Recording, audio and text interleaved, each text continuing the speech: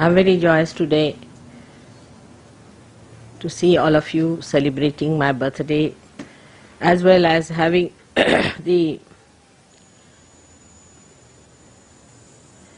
national program same day. It's a good combination we have in the month of March. It's regarded as springtime in India, Madhumas.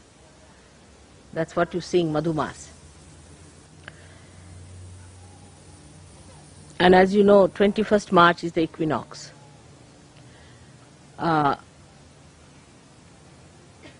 So it sort of is a balance. And also the center of all the signs you have in the horoscope. So many centers I had to achieve.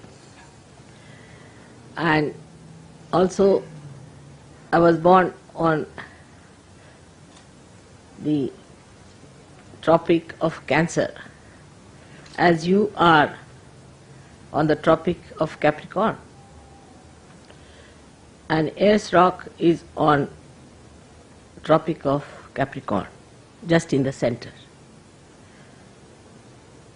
So many combinations had to be worked out. So the principle of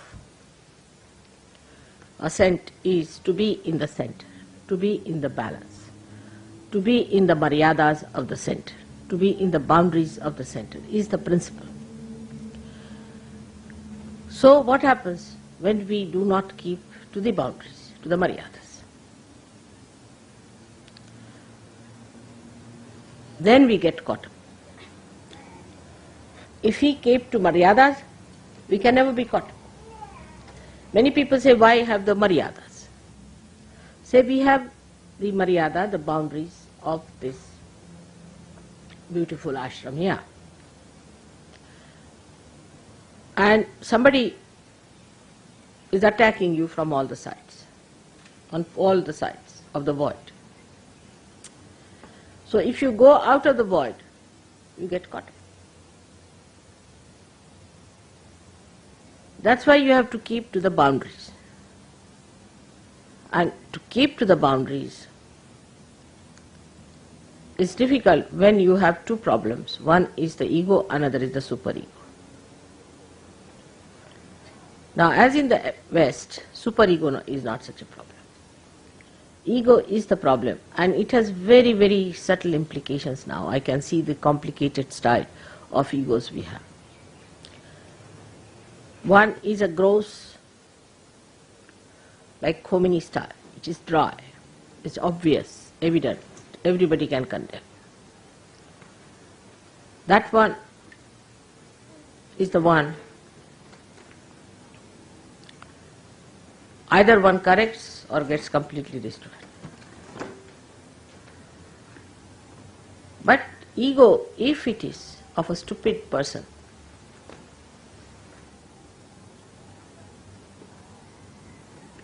then he behaves in this manner only, that he doesn't know how to hide his ego in sophistication. But the Western ego is extremely sophisticated. The language, everything is very sophisticated. Like in English language, we'll say, I'm afraid I have to slap you.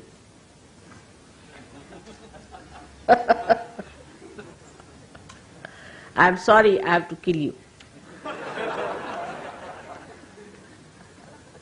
It's such a devious thing, you see. Once you said, I'm sorry, that means you have put a chocolate on top of that, isn't it? It's such a camouflage. Must understand. See, we must face as we are. We cannot be facing something else.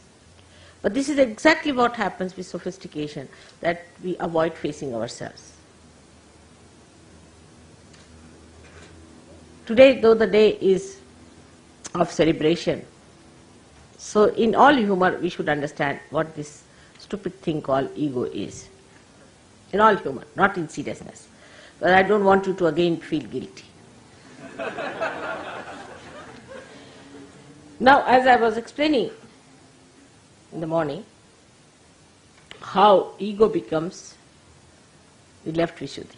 I mean, even before going to the hall, my attention on the hall, I get a big lump, just painful, horrible, excruciating. I mean, all the time it is there since I have been in the West. Can you imagine?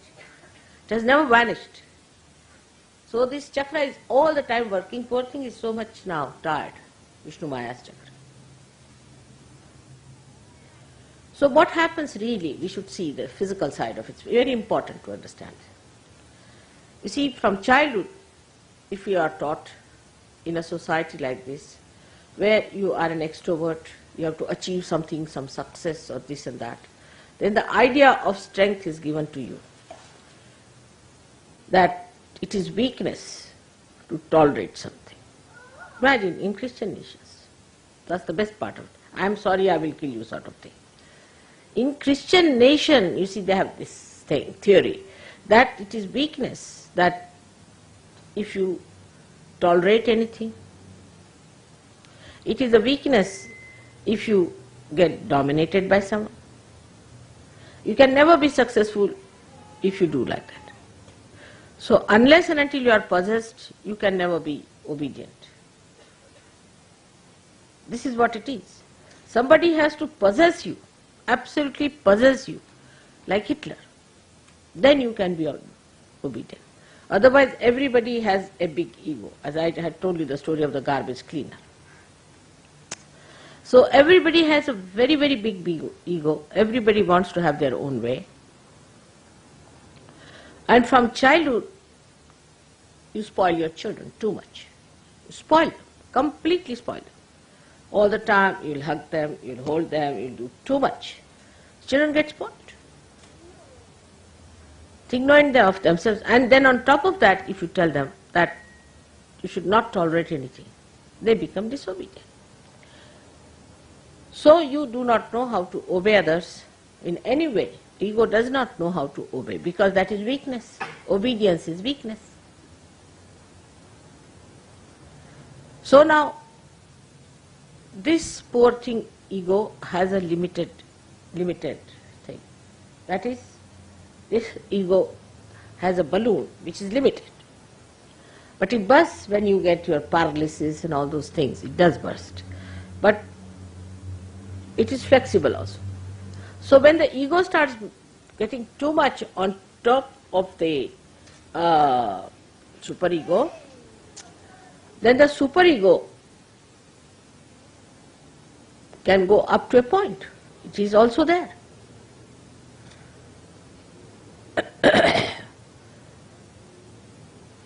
So to get rid of the ego, people take drinks, drugs, just to push it back. So increase the ego, increase the superego. So the ego comes down. So you are playing between, then you have a hangover. Then it goes on like this, you see, works on. This is the modern solution they find for ego. All right. Otherwise, ego is too much. So when somebody says something to you, instead of facing up to it, supposing you find you have not been able to say, find a glass for me, a simple thing like take it. You sulk. Why? Why should you sulk for that? Because there's another place where the superego, ego can go is when you come down. You see, here it crosses at Vishuddhi. So when it is suppressed from the other side, it goes into that Vishuddhi. So then you get the left Vishuddhi. It is nothing but pure ego, believe me, it's pure ego. Because it has no other way to get in, it goes there.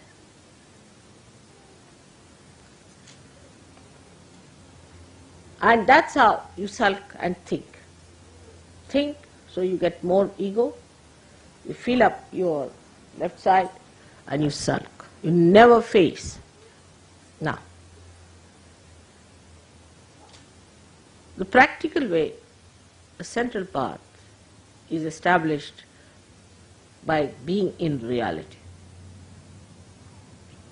Now, as a matter of habit, you must develop. Supposing something has gone wrong, tell yourself, yes, it has gone wrong because I have done the mistake. All right. Why did I do the mistake? Because of this. So next time, no. But very easy. Avoid everything. Come to this and enjoy your ego feeling sad. It's an indulgence. And others also feel, oh, he's felt, I'm sorry, I've killed you. You see. You feel sorry for it. Yes, I've seen it is gone so far in the minds of the Western people that there are laws which really forgive people who should never be forgiven. You know. They also try to forgive people because of this left nonsensical Vishuddhi, which indulges into the left side. You feel sympathy for such people who should not have been forgiven. Like this one fellow who has murdered so many people, put them into gas chambers. This thing is arrested now, is a liability, big liability, as a prisoner kept somewhere because they had to keep everything very much closed and this and that. So to maintain such a dog there was very difficult for English people. But they are maintaining this one prisoner. I have forgotten his name, horrible fellow, whosoever it is. Now he has been there, he's old, this thing, let him die there. What is there to have pity? Just hang him out and finish. He has killed so many people. No, but how can you do that? You must keep this doggy there. Though he is consuming the money of all the people, though he has killed thousands and thousands and thousands in gas chamber, he's been such a horrid fellow, there should be no sympathy in the divine laws, he would be finished in no time. He's dissipating every day, but even now I read articles in sympathy with him. Now what is he going to do wrong? Why not leave him alone? This is how you play into the hands of horrible people by your left Vishuddhi, first of all. So this left Vishuddhi is nothing but purely ego. And then you bend your head like that, you walk like that. Now with this left Vishuddhi, though you have many physical problems, but the worst of all will be lunacy. The other day, somebody told me that at the age of 40 years now in America, people are suddenly becoming lunatic. And it's a very big sickness, just like they have it in that horrible disease called AIDS. In that way it is spreading.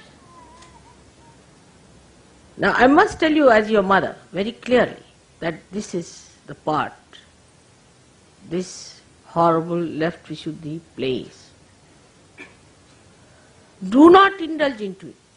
If you have an ego, that's why it's left Vishuddhi, face up to yourself. Like today Warren's idea was that he came and told me that in India when we go, we think that the people, whatever we suggest, first start with no.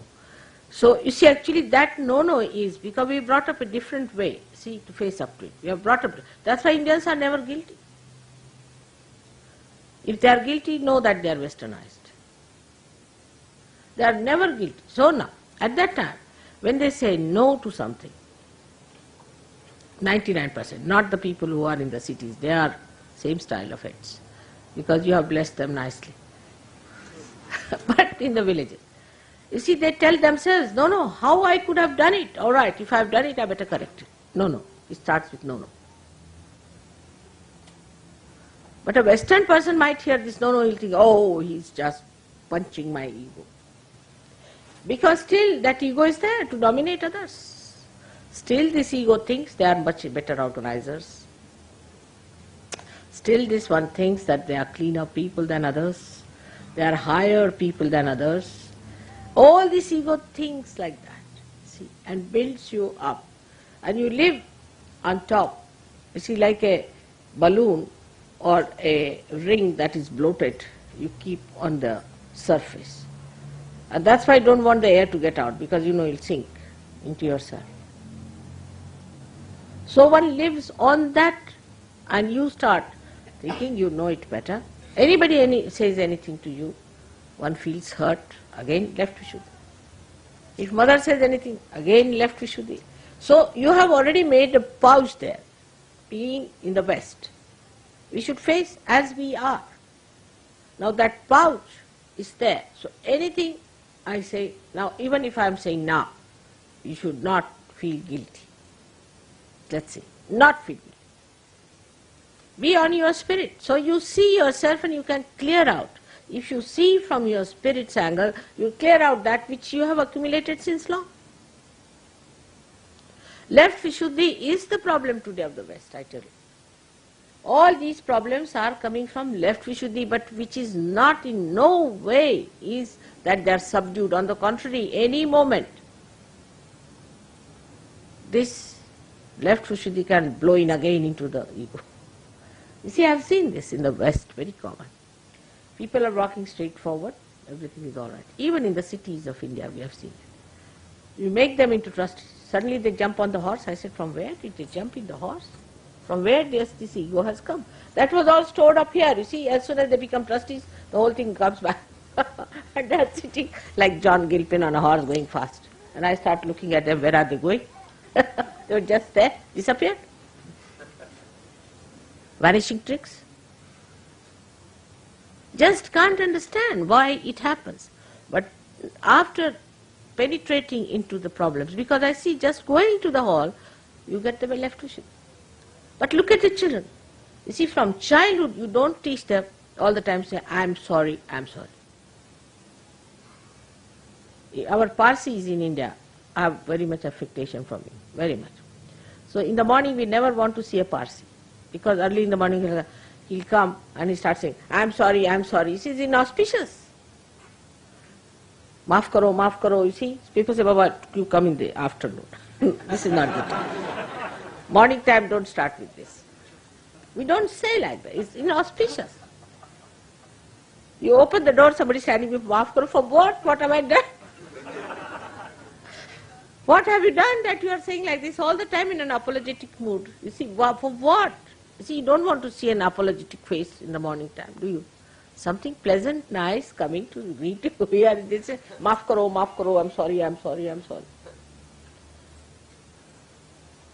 It's a very common thing that we don't want to see a Parsi in the morning. The reason is this. You see, if you see them in the morning, the whole day you are in a bad state.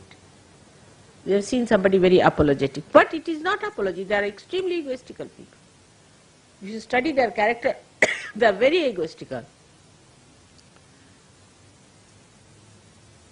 So, this one has to understand that when we start dealing with our ego, we must directly deal with it. We are not ego, we are the spirit. Directly. Oh, I see. So, it was wrong, so it was done by not me, by this body. Now, come along. No, better be all right. You tell yourself. No, better be all right. That's how we are going to deal with it. Because, you see, this is what is frightening me, is this left Vishuddhi. Because when I thought of this disease, my attention went to left Vishuddhi. Imagine people become lunatic. And most of the egoistical people, I find, become stupid because of that. They are stupid, they behave stupidly. And the egoistical people only take to drugs and to drink so much because they can stand it. Supposing a person who is very superego, supposing a man who is possessed takes to drinks, he'll die very soon. He won't live because he's thrown more than. But the egoistical people can stand. I mean, a person who is not egoistical, like an Indian, if he takes a vodka, he'll be blown off the shores. Absolutely nowhere to be found, lost. Even in lost and found, he won't be there.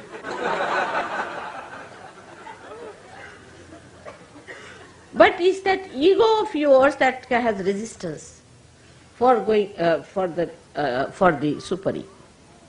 And that's how you manage it. You see, that's why people can drink. It has nothing to do with the cold weather or anything. It's more your ego. Now, when you call also left-sided, sometimes you make a big mistake. You are not. You live with that myth because that's how you can excuse your ego. Because basically Western people are egoistical, we must accept this fact. We are not Western people. We belong to the realm of God. So don't feel guilty. You are no more Western. To me, you are neither Indians, nor English, nor Australians. You are my children.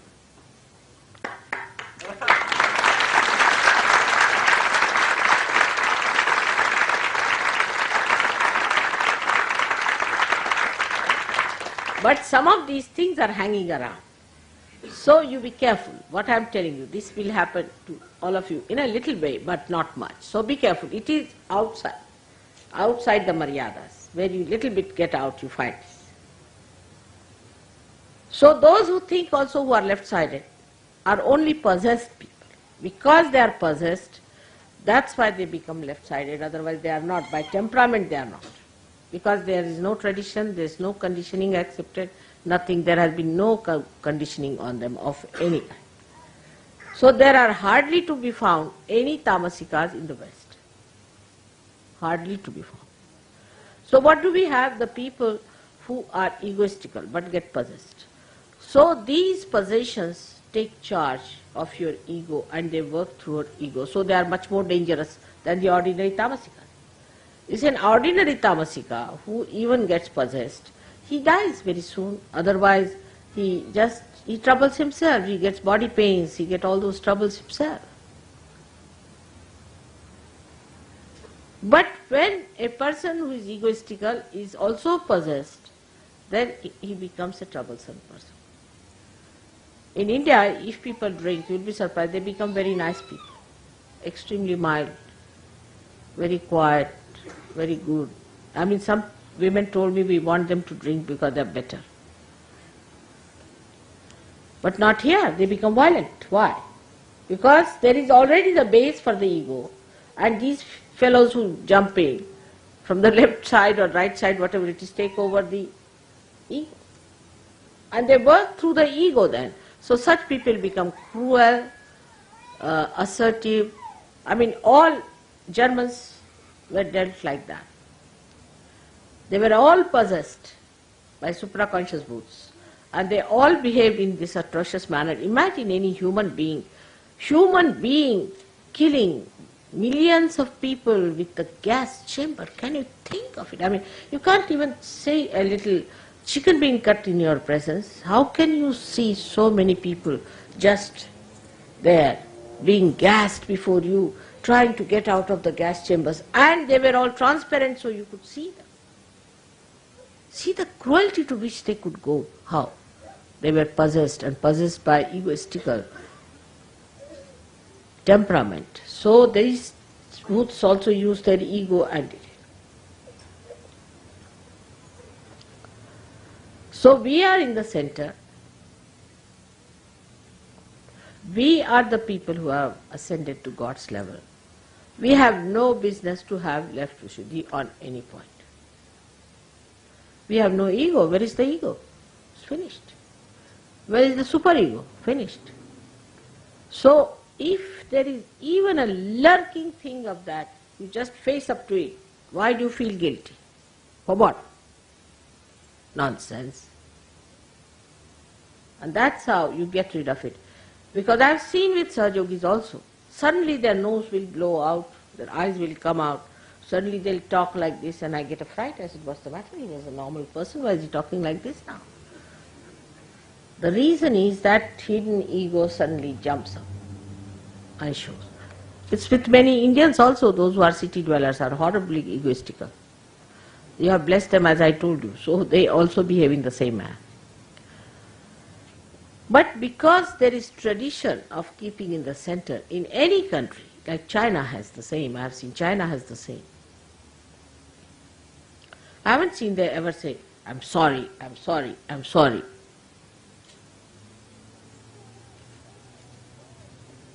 And they don't even discuss. Say Russians have been so bad to them.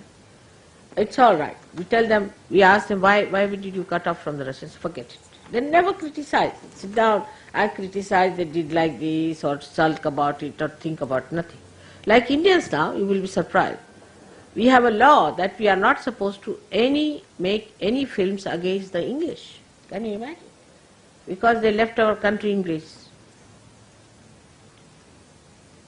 Even Shivaji's pictures are not allowed because maybe it will show that the Muslims are bad. To that extent we go. Because forget it, forget it, forget it. When you start thinking about that person, your ego gets hit. It is an ego which is hurt. Now you can blow this balloon by two methods. Perhaps you know that. By blowing into it or removing all the air from outside.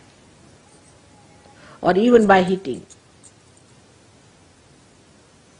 So the hurt ego is where the outside is getting vacated and the balloon is increasing. And the other ego, pumped up ego, is that when the balloon is filled with that air. Both things are just the same. I mean, the result is the same, whether you do it this way or that way. So once you understand the physical manifestation of this, not only that you develop all these diseases, but also develop a thing called lunacy at a very, very young age. Because you don't know how to cope with yourself. So the best way is to, if you have done something, forgive yourself at that point. I forgive myself at this point. All right. And that, this was done because of this. All right. So I could not have done this. Never, I am not going to do it again. Just say like that. Just absolutely neutralize. Unless and until you neutralize it, you again store it up there. That's the point. Secondly, I have to tell you that the women in the West have changed their styles, which is very, very dangerous for their society. Because they have also taken to the egoistical ways of men.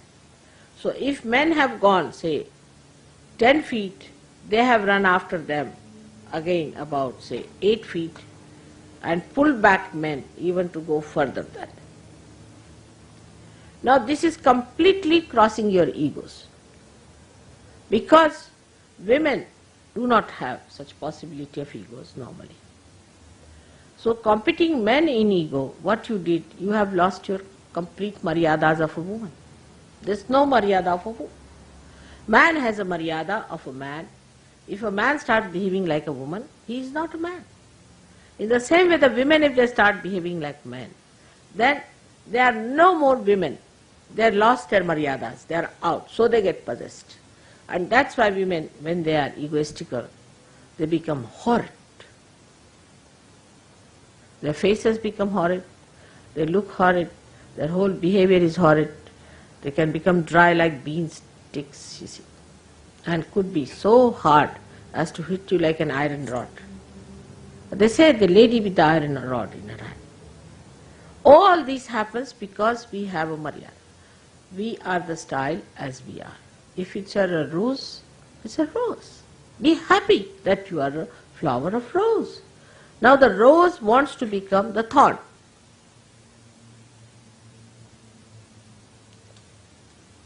So we lose all our maryadas.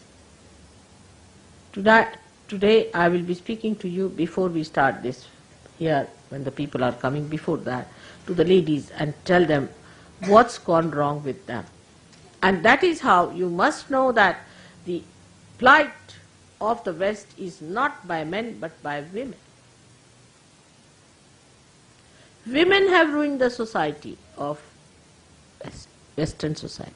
It's the Indian women who have kept the society intact. All my really thanks to their solid behavior towards life. It is the women of this country who have ruined all that was so delicate, emotional, beautiful, love, affection, compassion. Women are there to give joy and happiness and emotional security to the whole society. While they take over, do this, give that, do that. Even the husbands have become just like servants in the house. You haven't done the cleaning properly, you haven't cleaned the kitchen properly. I went to England, I was surprised, all kitchen cleaning and all that is so well done in England. You see, you have everything for cleaning this, cleaning that. I said, why it has happened? It's the men, you see, they had to do it, so they found out all the ways and methods. Has to be sparkling, all right. Sparkling you want, I'll get you such a thing that if you put in your hand will burn. All the acid is put everywhere. With a big glove in the hand, put it everywhere, right? And everything gets on. Then the children, you see, suffer. Because that's the job of a gardener. Beautiful things that are born to be looked after with that kindness. But you overindulge into your children in the beginning. A mother is like a gardener. She has to prune also. She has to cut also. So the growth is all right. If your child is spoiled, you are no good a mother, useless you are.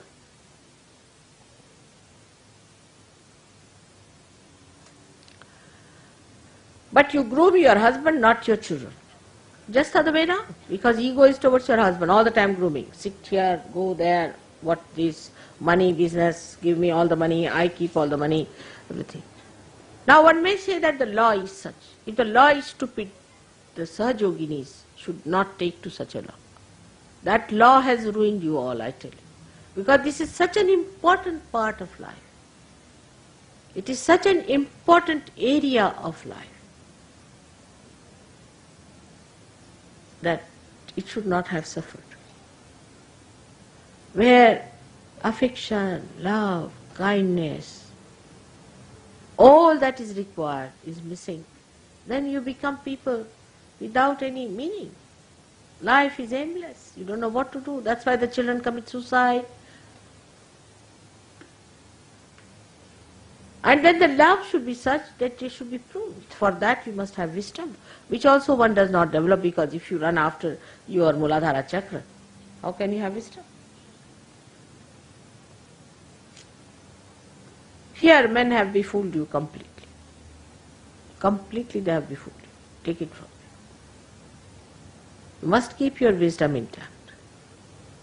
And not only that they have befooled you, but they themselves have stooped down to befool you. So they have their devious methods, they are not straightforward. So, as Sahaja Yogis, we are above all these things. We have reached a state where we are above. We are here for correcting all those things that have gone wrong in the society, because Sahaja Yoga faces towards the society, not towards yourself only. So at this stage we have to understand what we have to do is, first of all, our own understanding should be such. Even now, with all this movement of Sahaja Yoga understanding, women don't realize that they have to be like women. I have seen them. They still, what's wrong? Still go on. And men don't understand that they have to be like men, even after so much.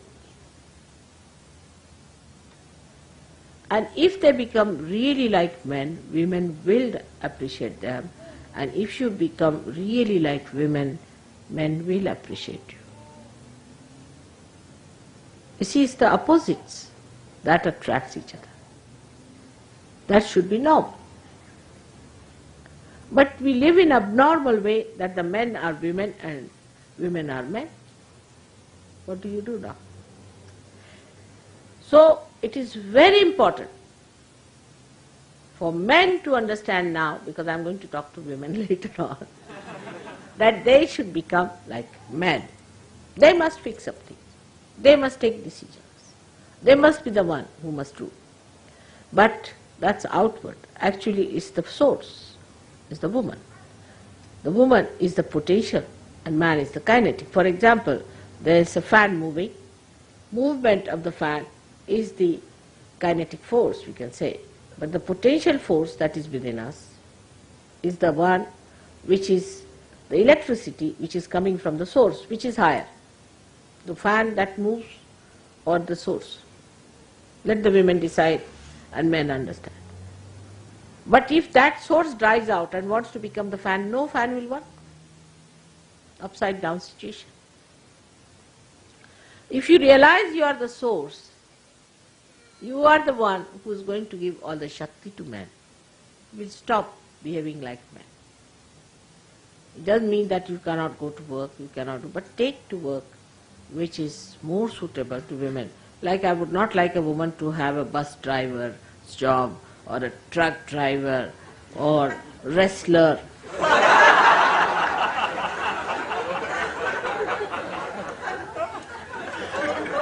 No, I'm not telling, I'm telling from experience. Once I was traveling, I was a student at that time in Lahore, you see, and I was traveling by train. And at some station, you see, the train stopped in the night. And a lady came, and she said, open the door for me. So I said, it's so crowded, all right, I'll try. And she said, if you don't open, I can break it. I said, how can you? She said, you don't know who I am? I said, who? She said, I'm Hamida Bano. I said, who's Hamida Bano? The wrestler lady. Oh, Baba. I said, thank God. I'll open. I said, if you are a wrestler lady, why are you coming in the ladies' department? Why don't you go to the men's? And she pushed the door so violently, she came up, I looked at her, I said, wow, what a person.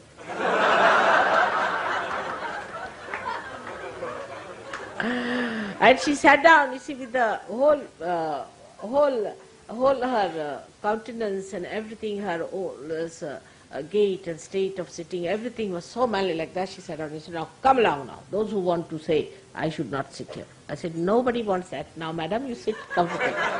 But we'll have to get somebody from the other compartment to have wrestling. And then she was quiet. And she was really, I saw her, all her muscles so overdeveloped, and she was really looking like, I would say, a western cow, we can say.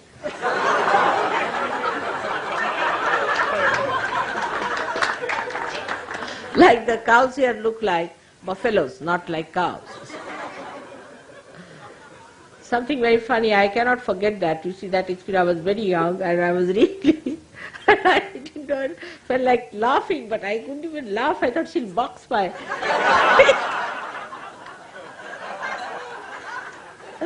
So this is what it is, that we are ending up there, must know that.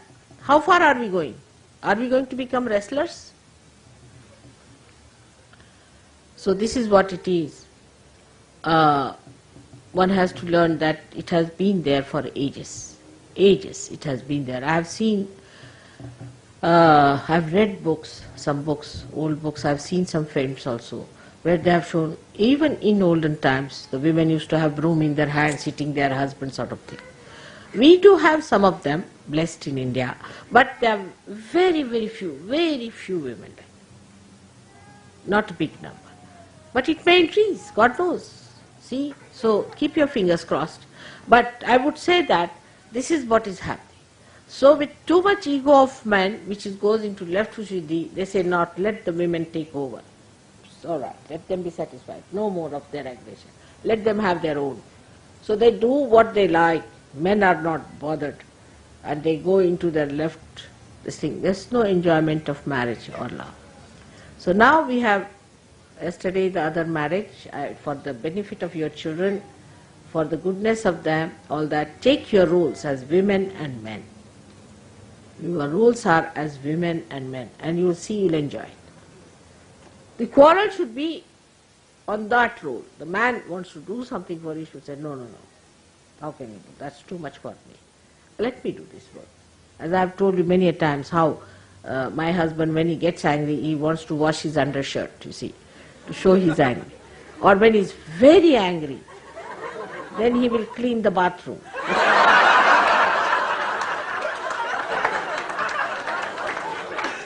But he does it so badly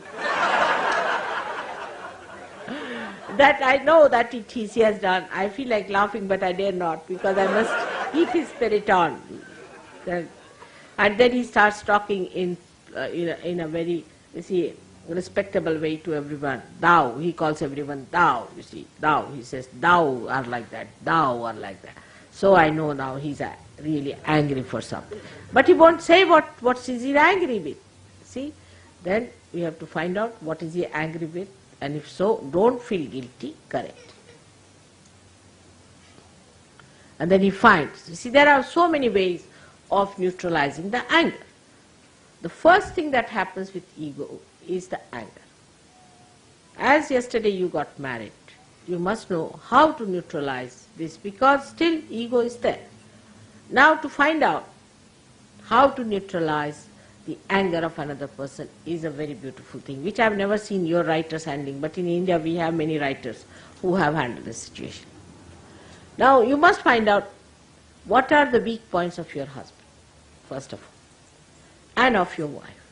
On what points she get upset. Now the attitude should be, we should not upset her, we should not make her angry, and the another attitude of the wife the same way, much more for the husband. So now what are the soft points on which he really gets upset? Just study. It's very simple.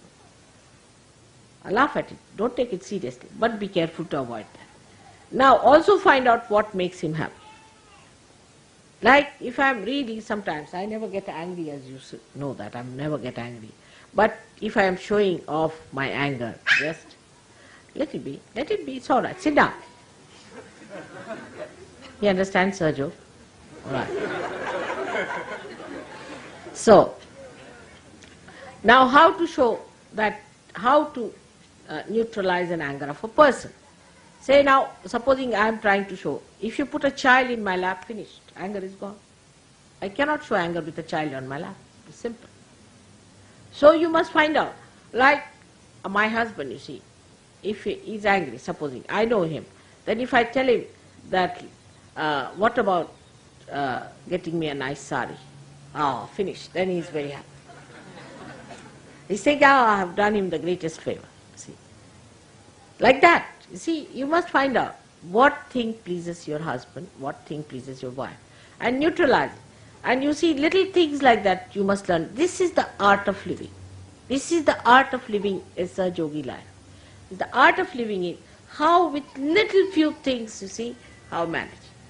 Now you must have seen how in my lecture I say quite serious things, but in your bubbles of laughter, it just settles down in your mind. That's how you should do it. Because humor is one of the greatest things that puts the thing through, makes the person understand, and it doesn't harm anyone. That's how things improve. And when you see that you are settled down in peace, that's the first thing a husband and wife must do, is to settle down in peace. Children feel all right. Everyone feels all right. And then gradually let it correct. You have no responsibility of correcting each other. But if you have married somebody who is not a Sahaja Yogini, who is horrid and all that, then the question is very different. But both are Sahaja Yogis, married before me, should be the easiest thing to do. And protect each other. Look after each other. There should be complete confidence. And this is, we have in our country. Really, I must say, our marriage system has something special about it. What happened once I went to Singapore, you'll be surprised, in the early times, I was going to America. And there was one horrible diplomat's wife, she came drunk to the program. And she was asked to get out because she was drunk. So she informed our Prime Minister, Indira Gandhi, that this lady is doing this kind of work, she should not do this, she is a diplomat's wife and she is so highly placed and this and that. So Indira Gandhi, without understanding anything, told one fellow who was Haksar, who was her main person, that you go and tell Mr. Srivastav that this should not be done and she should be brought back. So the minister, you see, getting a message from Indira Gandhi means the death blow has come to the minister that time. So he sent for my husband.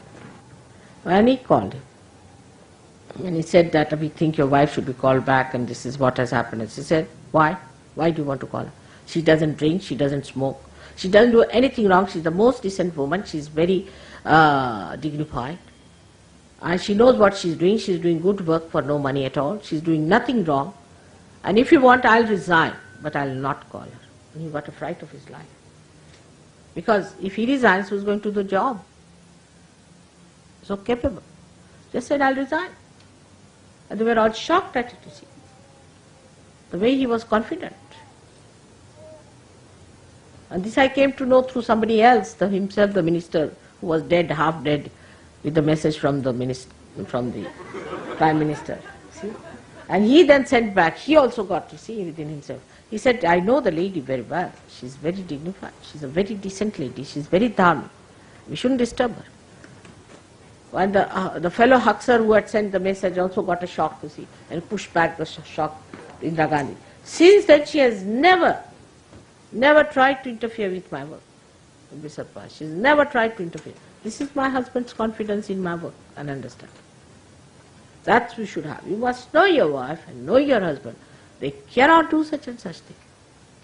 Same about your children. You must have full confidence in them. You must know what they are up to, how far they can. And then this confidence and inner understanding is the one road to peace, love and affection. Complete confidence in each other, wherever they may be. I can say with confidence, you send my daughters anywhere, they'll never take to a dharmic life, nor my son-in-laws, but my own daughters I can tell you. They can never think of a dharmic life, whatever you may try. It should be that confidence within you about your own children. Like they were small, very small, and the neighbors came and said that your daughters came and were using this, our garden for morning ablution. I said, what? I said, my children, even if they can go into your bathroom, you take them. I'll give you 2,000 rupees just now, right now. You just ask them to go to your bathroom. That's all. I know them too well. If somebody will say that your daughter has taken something, I know them too well. They can never touch anybody's things. I know them too well. They'll never take any obligation from anyone like that. I know them too well. So that's what you should know your children too well. Don't insult them in the presence of others. Build up their character and majesty by saying, come along, you are a Sahaja Yogi. You are great. You be this, that. And put them on that path. Keep them there. Respect. But don't spoil them. Don't spoil them. We normally spoil, either we're overindulgent or you make them overindulgent. Both things are wrong. It's again ego. Tell them how to share things. Tell them how to share. And like if they share, they give it to somebody else, you should be happy. It's given to others. Give this to others. Let others play. See, you show your happiness on that. You yourself give to others. Then the children learn all these things. So marriage is a very big bondage for Sahaja Yoga. Through marriages we are all bound together. It's all a society of very happily married people. Now if somebody is not capable of having a good marriage, better forget about it. Forget. See, after all, I've seen women of 60 of my age asking for a marriage. Yes, there are women and men. And they are 60 years, mother, I'm only 60, I would like to get married. I said, what? At 60 I have thousands of children. How can you say of such a thing? I mean, you should not be bride all your life. You should be a mother and a grandmother. I think after 45, nobody should think of marriage. It's nonsense. It's nonsense. After 45, even married women should know that they are mothers and they are going to be grandmothers. They are all the time brides. See, that's why. That's one of the reasons why marriage is failed. Because you are not a bride after, say, 30 years of age or 35 years of age. You are a mother, absolute mother you are. And you are a father. And that's how you live as father and mother of the children. We are called like that in our country. Till the age of 30 years, we are called as the brides, like Dulhan. But once you are grown up, I am never called as my name by anyone. They say Kalpana's mother or Sadhana's mother. Or even my husband is called as Kalpana's father. He is never called by his name. Because you become a father and a mother, accept that position. But no, you want to be brides at that age, so you want to have all the bed like a bride has, all the bedroom thing, or like a bride has and the bedroom thing. And it doesn't work out. Because you are no more a bride. And then you think, oh, this man has become insipid, this woman has become insipid. Then you go to another woman, another man, goes on. Then you go to children and spoil the innocence of the people. But if you accept, grow properly, mature like Sahaja Yogi, as father and mother, as dignified people, it's not the source of love only as husband's or wife's relationship. There are so many relationships which are greater source, but depends on at what point you are. When you are a small little river, right, all right. But now you have become the ocean, so become the ocean. When you become the sea, you become the sea. When you become the ocean, you become the ocean. A sea cannot remain like a small little beginning, can it? In the same way, everyone must know that they must grow out from this relationship and should not go on hankering all the time, that husband and wife. Like 45 years of age, they are still finding out their husbands. Are they mad? This should stop in our Sahaja Yoga. Now, all those who have gone beyond certain age should stop bothering me about marriages, should become mothers. There are so many children to be looked after. We are going to have nurseries, better be there. What is it? What is the companionship?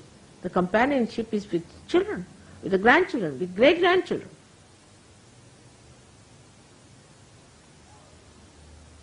This is what one has to understand, men and women both. Men are just the same.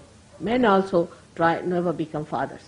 If you are full-fledged fathers, you don't have these ideas of marriage, forget it. If it doesn't work out with one woman, forget it. Then forget it. No need. You have had enough of it. So this kind of a thing is not necessary at all. And it has worked in a society which is not a Sahaja Yogi society. So it should work in you. So social ways, Indians are quite good. But they are bad in economics and politics. Never follow their politics. Horrid. Horrid. I mean, I can't think of worse politics than Indian politics. It's the worst of all. If you listen to that, you will not know whether to cry or laugh. It's such idiots, All donkeys have gone into politics. Absolutely donkeys. Worse than that. They bray like donkeys, they behave like donkeys, they kick each other, they do all kinds of things. Can you imagine? It's so horrifying. I mean, if you want to have a joke, then you can look at it from a joke point of view. Of the donkeys, you see, behaving like absolutely as if they are in charge of our great country. So most of them are donkeys. I have not come across many who are sensible. And those who are sensible also want to become donkeys. What to do? That is their greatest desire, is to imagine a saint wants to become a donkey. So let us know that whatever are our good points are our good points, that we should not lose. Whatever are our bad points, we should correct them. This is a very balanced view towards oneself. Because we are the gain. Nobody else is going to gain. And Sahaja Yogis have to be selfish about it. We are the gainers. If we gain, the whole body gains. Whole of Sahaja Yoga gains. So this is what I am telling you about your social life, which is very important, and about your ego. But the most important thing is that once you are in the Sahasrara, you become my brain. You become really my brain. And so you have to be very careful, because you are not thinking about your family, your children, your household, not thinking about Melbourne ashram or Sydney ashram or Australia, but you are thinking about the whole world and the whole universe and the betterment of it. When you grow to that state, you become really part and parcel of my brain, which is concerned with very bigger visions, higher things. It works on lower levels also. That's something good about it. But it can work on your individual levels. I pay attention to your individual problems, to your individual suggestions, to anything that you say. But the light is for the whole universe. So we enter into the realm of universal religion, which we have to awaken, which we have to work on. Unless and until you achieve that state, you will not be called full-fledged Sahaja Yogis. So to achieve that, you must work hard. Or we can call, now you are Sahaja Yogis, you will become Mahayogis. So we have to achieve that state of Mahayoga. From this to that is very simple, works out. Imagine 4 years back, I never thought that I will be able to establish so many of you here as my children. And it has happened today. It's such a great thing that in 4 years we have been able to achieve such beautiful results. And next year will be greater still. I can see from the way people were there. So, one has to understand in Sahaja Yoga, obedience to what mother says is order. But some people have a bad habit of taking up over For mother's sake do it. For mother, who is the person? Why should anybody say that do it for mother's sake? Or mother says so. No, when you are the spirit, you understand what mother says. So try to understand your spirit. That's the best way you can work it out and you can be nice. I want all our children to grow from that height. Let them start with a better standards, from a better levels, because we started from a lower levels. We had problems. But let our children start from a higher level. And Melbourne is the place I have chosen for our children to grow. So I hope women will take their roles, men will take their roles, and it will be a nice family system built here, a nice society, and this nice society, what's it? Put it off.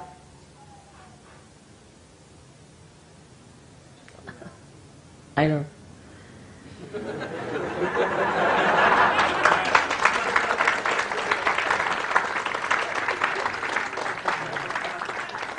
I know the lights very well. I know how they act. Vishnu Maya. That's Vishnu Maya. We have harnessed the Vishnu Maya. From where did we get light? Vishnu Maya. Hidden where? The Vishnu Maya, you see, is the one what we need today. And to understand it in a subtle way, how the Vishnu Maya comes in. See now, her search. This thing came there, I could speak on Vishnu Maya. Because to shift the subject on Vishnu Maya is not easy. See, you must see the play. You must see the play. Now this Vishnu Maya, how does it come? How it acts through me is so well. What happens, from where does it come? Hydroelectric. How hydroelectric was? In water.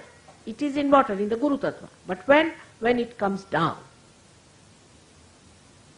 when the Guru Tattva has come down to, on that level, the Vishnu Maya acts. That liberates and acts. For what? For enlightenment.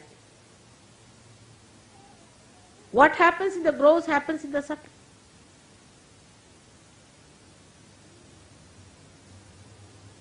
So one has to take an incarnation. So the Guru principle has to take an incarnation, to come down to this earth. So Vishnu Maya acts and enlightens people.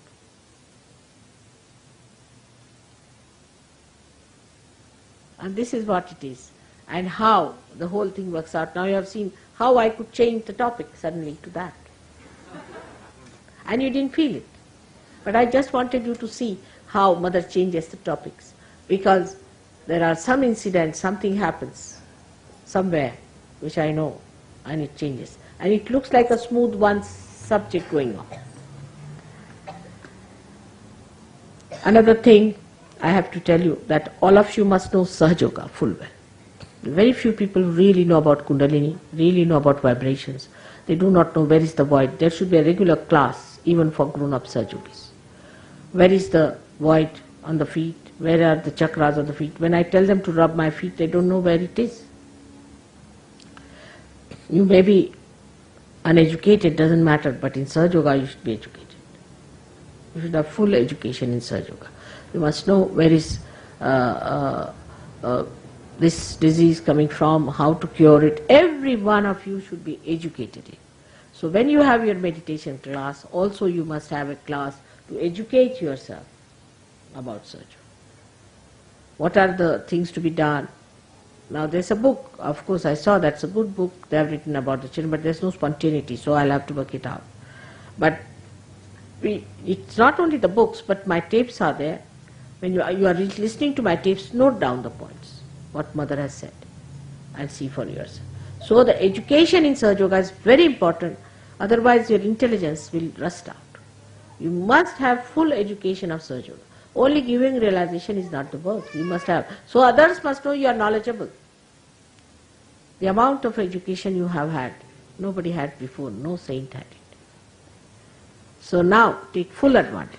Whatever your age may be, education, qualification may be, what doesn't matter, but you all should know what is Sahaja Yoga, what it means, how it works out.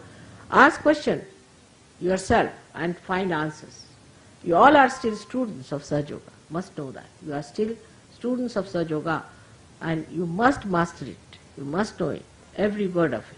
Just to enjoy Sahaja Yoga is not the point. You must also know, like if you enjoy a cake cooked by somebody, you must know how it is cooked, because then you can cook for others. But if you don't know how to cook, people are not going to eat. This is what I have seen. Then I have seen some Sahaja Yogis are all the time doing the work. They are active because they have been active before. But some are lethargic. You can see even among two Indian people you will find the same difference, though they are here or they may be there. It should not be. Everybody should try to create the same kind of an enthusiasm and dynamism. Not one person. If one person does it, then it's no use. Sometimes such a one person can be very dominating also. Everybody should work, the whole body has to work. If he can develop that, that will help the complete development, upliftment. Alright? So today, on this day of my birthday, I want to bless you very much. But every birthday is reducing my age, you must know that. And so you must grow up now to take over. It's important. It's very important that you must grow up. So-called age of mind, though it doesn't show, but it is decreasing. You must know that.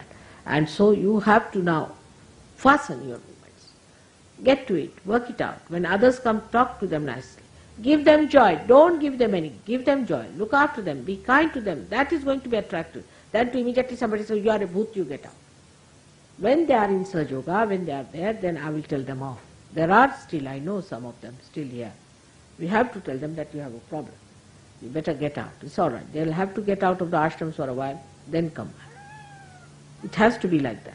Otherwise they cannot be corrected, and such people must accept gladly that they should be all right. They must change. They must be better than to continue with whatever they have because of their ego. So try to cooperate with yourself, because it wants to be better and better and better. So all those people whom I'll be asking, I'll tell Warren, those people whom I find are not all right should get out of ashram. Ashram is not a place where all kinds of people should stay. Here only the pure, up to a point they should be. There should be certain minimum standard they must have. If they do not have that standard, they get out. Even if there's a woman who is dominating or a man who is like a woman, has to get out. You have to be normal people. Otherwise others who come and they see one man standing like a chicken cut from here, you see, they just don't feel impressed.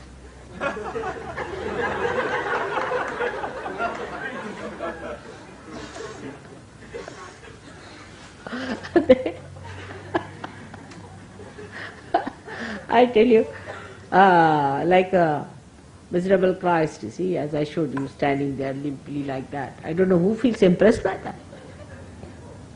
You must have somebody like you have Christ in the Sistine Chapel, you see, standing like a stalwart. That's how the men should be. But dignified, respectable, kindly, majestic is all right. And the women should be very sweet and nice. It pays a very, very long and a great dividend. Very, very long. You don't know how much it has paid me. It is coming so handy today to me. See, when I was not doing Sahaja Yoga, by my nature I've been kind to people. And all that has come. One example I'll give you. In London, one fellow came. His name is, that commissioner's name is what? Commissioner of Pune. He's now Commissioner of Pune. All right. He came to see us. We had a meeting of my husband's office or something. CP said, I'll call them for dinner. I said, all right. I had cooked the dinner at home. There were about 25 people who came to dinner. They had dinner. I must have looked after them, whatever. So when I went to Pune, Mehrotra told me that this commissioner is very anxious that he should come as the president or the chairman or the reception committee. He must see. I said, I don't remember. Who is this gentleman? I remembered somebody with the same name. He said, no, this is another one. Now this is one of them who had come. And he praised me so much. I was amazed how he saw all that. He said, this lady whose husband is so highly placed in life, is so humble, just so kind, so motherly. And he went home and told his wife that I have never seen such a lady before, such a perfect lady. That's what I did, I don't know. I must have cooked well, of course, that I do.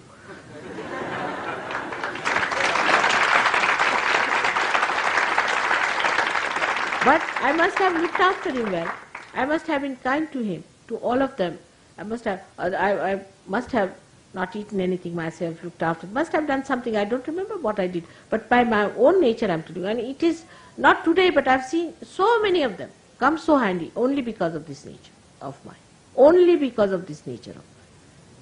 You know our High Commissioner in UK, both the High Commissioners, the first one and the second one, B.K. Nehru and the second one, they had such tremendous respect for me, regard for me, can't imagine. Because you have to be kind and considerate and nice. As you look after me here, I looked after them. And that's how. There are such impressions. I tell you, all my husband's friends and everybody has such regard and respect. They went to see somebody who is head of the RAW, is the head of the intelligence in India. He gave us a right royal treatment. The collector of customs was informed that mother's children are coming. He himself came to the airport. Do you know that? He was sitting there, I don't know if he came out, to saw that you were all out. It's only my personal life with them. Otherwise, who cares for whose wife? So many came after my husband, nobody's bothered about their wives. Anywhere. You see, I came this time with my husband to go to China, and his agents who were in Japan and other places, Honolulu, they all came just to meet me, because he comes, nobody comes to see me. He said, now you have come, they have come to see. Can you believe it? It's nothing but just being a lady to them. It's such a powerful thing. It's such a powerful thing. And women must know how to cook. That's important. If they don't know how to cook, they are not women. I don't think they are women. They all must know how to cook. You must learn how to cook, and everybody can learn it. That's very important. It's the hidden power of woman lies in how she cooks. You see, our men cannot go anywhere because we cook so well, they have to come back home. They remember the food. So that is the power you have. Today we are going to have a very short puja, because today is my birthday, and so the puja on a birthday should be such that it should be more deep, more heartfelt, more joyous, than it should sort of go on a ritual side. There's no need to have much rituals, because we are in a joyous mood celebrating our mother's birthday. Already we are there. Whatever is needed for you to be there is not needed now, because you are in that joyous mood. Alright? So, only thing, a very short puja I have to name is to be done today is a birthday. There's no need to have a huge big puja. All that is needed to bring out all the deities. They are already there, up there. Just see the vibrations they are emitting. They are so very happy that you are celebrating my birthday. So in every puja, what we have to do is to awaken them, ask them to be kind to you, this, that.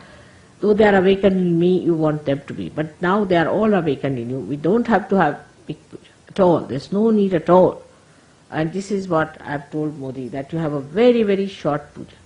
And a very short puja should be all right. So today's talk was just like a puja. Remember that this is meant for you when you are not Sahaja Yogis. Today it is not meant for you. So you won't feel guilty. First remember, you are Sahaja Yogis, you are my children, and I love you very much, very, very much. So please have confidence in yourself, complete confidence in yourself. Alright? That's the greatest thing you can give me today as a present. May God bless you. Yeah. काय लहानशी कराय 15-20 मिनिटाची बस, जास्त नको, 2 already वाजले. कामं पुष्कळ आहेत आणि तुम्हाला पूजेचा शौक आहे ते तिथे पूर्ण करा.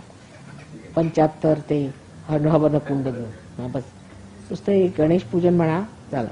So for this you have to have washing of my feet for 5 minutes and washing of my hands for about 10 minutes. That's all. It's simple as that. Now we don't need many people for that. Just put that thing here. That one, just. Alright, now remove this.